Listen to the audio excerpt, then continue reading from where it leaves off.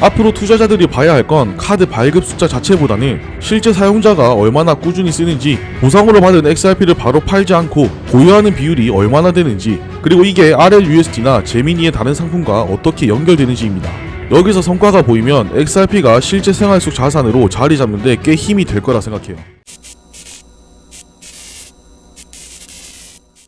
리플 투자자분들 반갑습니다. 코미사의 마리오 인사드립니다. 자, 어제 제가 소통방과 네이버 카페에 리플에 대한 기술적 분석 내용을 올려드렸었죠. 주황색 점선 위로 뚫어준다면 단기 반등에 대한 부분을 말씀드렸습니다. 보시면 알려드린 그대로 움직여줬어요. 참고하셔서 매매 진행하신 분들은 모두 수익을 보셨는데 축하드리고요. 일단 리플은 한 고비를 넘겼습니다. 수렴 하단을 지켜줬고 단기적으로 반등에 성공을 해줬어요. 오늘 하루 어떻게 움직일 수 있을지 내용 정리해서 카페에 올려뒀으니까 꼭 체크하시고요. 아직 네이버 카페나 소통방 입장을 안 하신 분들은 아래 댓글에 있는 링크 참고하셔서 들어오시거나 네이버에 코인에 미친 사람들 검색하시면 제가 관리하고 있는 카페가 나올 겁니다. 가입하고 간단한 등업 절차만 진행하시면 올려드리는 내용들 매일 무료로 확인하실 수 있으니까 참고하시고요. 자, 이번 영상에서 리플 CEO 브래드 갈링하우스가 공개한 XRP 카드에 대한 내용을 살펴보도록 하겠습니다. 이전에도 마스터카드에서 비슷한 내용이 나왔었는데 이번에 이렇게 리플 경영진들이 대대적으로 홍보하면서 실물 카드를 보여준 건 처음인 것 같아요. 앞으로 이 카드가 리플에게는 어떤 영향을 줄 수 있을지, 그리고 이 카드가 대체 뭔지 하나씩 알아보도록 하겠습니다. 본격적으로 시작하기 전에 구독, 좋아요 아직 누르지 않으신 분들은 지금 잠깐 시간 내셔서 한 번씩 눌러주시고요. 알림 설정까지 해두시면 제가 올려드리는 영상에 대한 소식을 보다 빠르게 받아보실 수 있습니다. 리플 CEO 브래드 갈링하우스가 최근에 새로 나온 XRP 카드를 공개했습니다. 그냥 카드 하나 보여준 건데도 관심을 꽤 많이 받고 있어요. 그만큼 리플이 일반 소비자 시장까지 눈을 돌리고 있다는 의미로 받아들여진 겁니다. 여기에 CTO 데이비드 슈워츠도 힘을 보탰습니다. XRP 로고가 새겨진 티셔츠랑 벨트를 착용하고 카드를 들고 찍은 사진을 올렸어요. 이렇게 경영진이 함께 나선 걸 보면 이번 카드를 회사 입장에서 꽤 중요한 프로젝트로 두고 있다는 걸 알 수 있습니다. 테슬라에서 일론 머스크가 신차를 직접 몰고 나오는 장면을 떠올리면 느낌이 비슷할 거예요. 리플은 오랫동안 은행과 송금업체 같은 금융기관을 중심으로 사업을 해왔습니다. XRP도 그 안에서 국경 간 송금을 빠르게 처리하거나 유동성을 확보하는 데 주로 쓰였죠. 그래서 리플을 아는 사람들은 많아도 실제로 일반 소비자가 XRP를 직접 써본 경험은 거의 없었습니다. 이게 리플에겐 늘 아쉬운 부분이기도 했습니다. XRP가 진짜로 어디에 쓰이냐는 질문이 계속 따라 붙었기 때문이에요.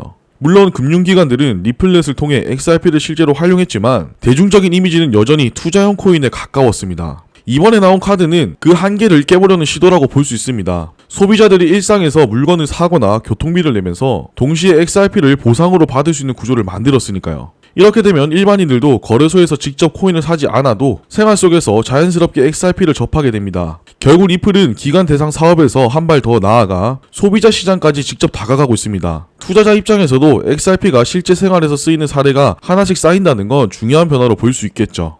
이번 XRP 카드는 제미니가 발행했고 결제망은 마스터카드가 지원합니다. 여기에 웹뱅크가 금융처리 역할을 맡으면서 기존 신용카드와 비슷한 방식으로 쓸 수 있게 설계됐습니다. 가상자산 기반 카드라고 해서 특별히 불편한 구조가 아니라 기존에 우리가 일반적으로 쓰는 카드처럼 긁고 결제하면 되는 거죠. 특징적인 부분은 보상 구조와 한도 설정입니다. 일반 사용자들이 쓰는 카드에는 일정한 한도가 정해져 있고 그 안에서 결제하면 사용처에 따라 보상이 XRP로 들어옵니다. 반면 갈링하우스가 들고 있는 카드는 고래 한도라고 불리는 특별 조건이 붙어 있다는 얘기가 나왔습니다. 쉽게 말해서 훨씬 큰 결제 한도를 부여받은 건데 회사 CEO가 직접 쓰는 카드라서 상징적으로 부각된 것 같아요. 이 카드는 가상자산 거래소에서만 사용할 수 있는 단독 카드가 아니라 글로벌 결제 네트워크와 은행 시스템까지 함께 얽혀 있다는 게 핵심입니다. 결국 이 카드는 투자자뿐만 아니라 일반 소비자들도 일상에서 편하게 쓸 수 있도록 만든 거예요. 이 카드의 가장 큰 매력은 보상 구조입니다. 주유, 전기차 충전, 차량 공유, 대중교통처럼 사람들이 자주 사용하는 분야에서 결제하면 최대 4%까지 XRP로 돌려받을 수 있습니다. 기존 카드가 포인트를 적립해주는 방식과 비슷하지만 여기서는 포인트 대신 XRP가 들어오는 거죠. 이 구조가 중요한 이유는 소비자가 XRP를 직접 사지 않아도 자연스럽게 보유할 수 있다는 겁니다. 그냥 일상적인 소비를 하면서 보상이 코인으로 쌓이는 거니까요. 그동안은 거래소에 가입하고 원화나 달러로 코인을 매수해야 XRP를 보유할 수 있었는데 이제는 일상생활에서 사용하는 카드처럼 결제만 해도 포인트가 쌓이듯이 XRP를 접할 수 있게 된 겁니다. 이건 엄청난 변화라고 볼 수 있어요. 실생활에서 자연스럽게 XRP가 쓰이기 시작하면 그냥 일반적인 투자 자산이라는 이미지를 벗어나 실제 결제 수단으로 인식되는 계기가 될 수 있기 때문이죠. 소비자 입장에서는 기존 신용카드 쓰듯이 이용하면서 동시에 가상자산을 쌓을 수 있으니 접근성이 훨씬 넓어졌다고 볼 수 있습니다.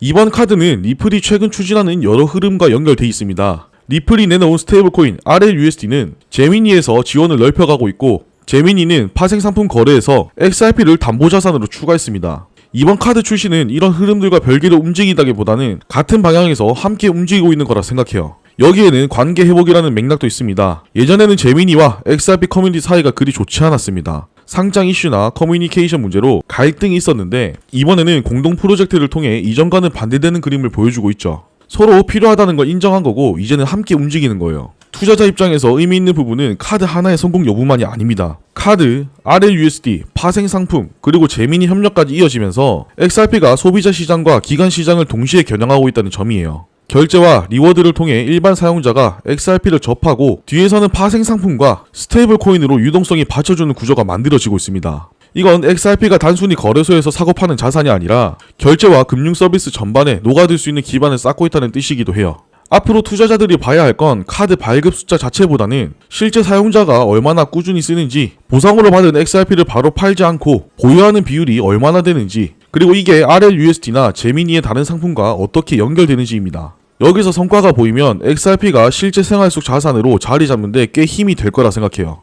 이제 중요한 건 이 카드가 실제로 자리 잡을 수 있냐는 겁니다. 카드 발급만 해놓고 사람들이 안 쓰면 의미가 없잖아요. 결국 얼마나 많은 소비자들이 이걸 꾸준히 쓰고 XRP를 생활 속에서 접하냐가 관건이에요. 만약 사용이 잘 정착되면 XRP는 더 이상 거래소에서 사고 파는 투자용 자산에만 머물지 않을 겁니다. 결제 수단으로도 자연스럽게 쓰이게 되는 거죠. 이렇게 되면 유틸리티를 얘기할 때 훨씬 설득력이 생깁니다. 왜냐하면 지금까지 XRP의 가장 큰 비판 중 하나가 실제로 어디에 쓰이냐는 거였는데, 소비자가 직접 카드를 쓰고 보상을 받는 데이터가 쌓이면 더 이상 이 질문은 의미가 없어집니다.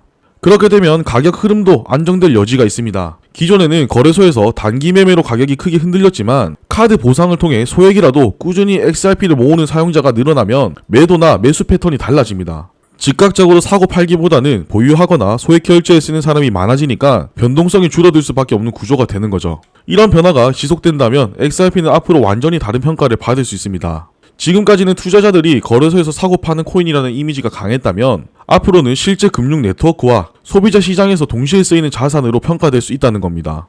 투자 대상인 동시에 실생활 자산으로 인정받는 순간 시장에서의 위치가 달라지게 되는 거예요. 오늘은 갈링하우스가 직접 공개한 XRP 카드, 그리고 이게 왜 중요한지 살펴봤습니다. 이제 XRP는 단순히 투자용 자산에 머무는 게 아니라 실제 생활 속에서 소비자들이 접할 수 있는 단계까지 들어오고 있어요. 앞으로 이게 얼마나 자리 잡을지, 그리고 사람들이 실제로 얼마나 꾸준히 쓰게 될지가 관건입니다. 그 결과에 따라 XRP가 받는 평가도 달라질 거고요. 그리고 너무 이슈만 따라가기보단 기술적 분석은 선택이 아니라 필수로 매일매일 체크해보셔야 합니다. 조만간 큰 변동성이 나올 거라는 거 계속해서 말씀드리고 있지만 이 부분이 빠르게 진행될지 아니면 느리게 진행될지도 기술적 분석을 해보면 대략적으로 유추해볼 수 있습니다.